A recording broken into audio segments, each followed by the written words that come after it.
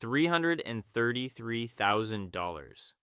That is what a full-time emergency physician producing 6,000 work RVUs generates in total professional fee revenue, not charges, not hypothetical billing.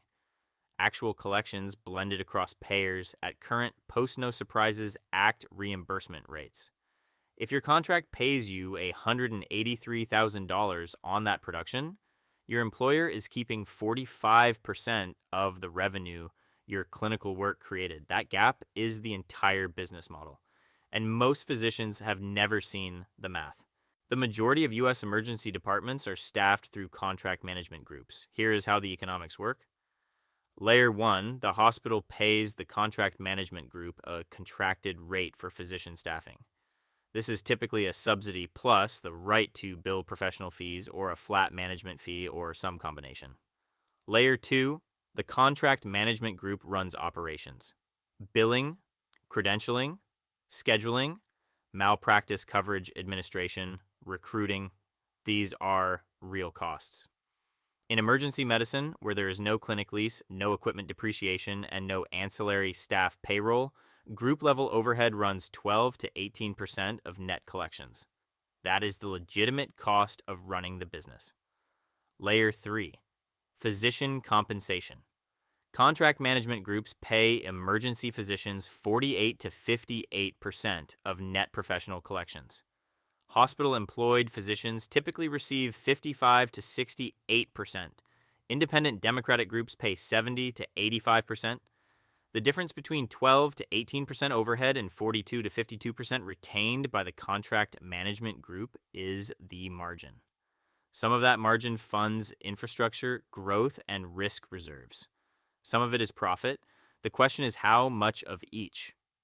And that question leads directly to the next problem.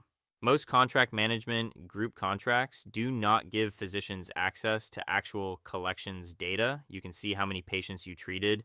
You can see your work RVU production. You can see your per work RVU rate and your gross pay. What you cannot see is total collections on your encounters. You cannot see the payer mix breakdown. You cannot see what commercial insurers actually paid on your billing. And without that data, you cannot calculate your comp to collections ratio. This is not an accusation. It is a structural observation.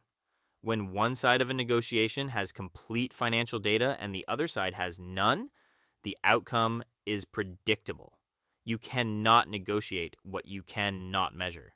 A physician earning $55 per work RVU may be at 48% of collections or 62% of collections, depending on the group's payer mix and collection efficiency. Without the data, both physicians accept the same number and assume it is fair. Before the No Surprises Act took effect in 2022, some out-of-network emergency physicians collected 250% of Medicare or more from commercial insurers. That era is over. The independent dispute resolution process and qualifying payment amount benchmarks have compressed commercial EM reimbursement significantly. Current data, post-NSA commercial EM professional fees run 160 to 200% of Medicare. Use 180% as a defensible blended estimate. Now run the revenue math. The Medicare conversion factor is $33.40. At 6,000 work RVUs, that is $200,000 in Medicare equivalent professional fees. Apply the blended effective rate across all payers, approximately 115 to 135% of Medicare, and total professional fee revenue reaches roughly $333,000.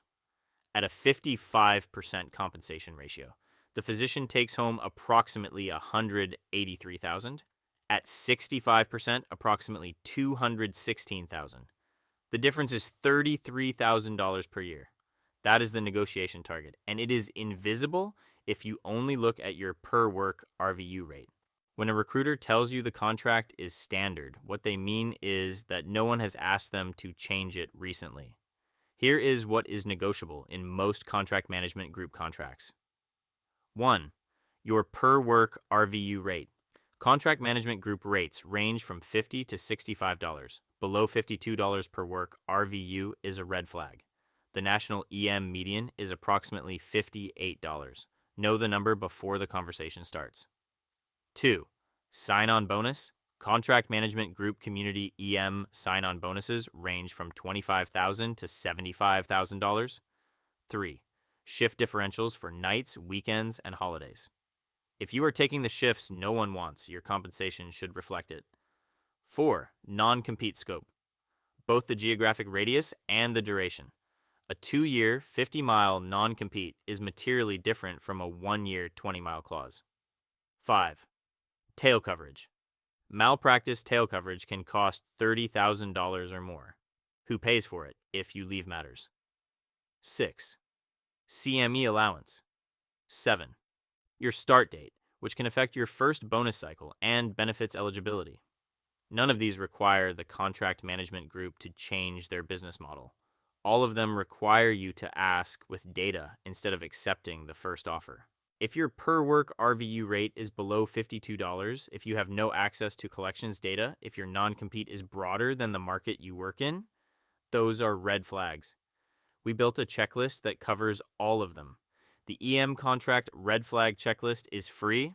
Link in the description. Download it before your next contract conversation.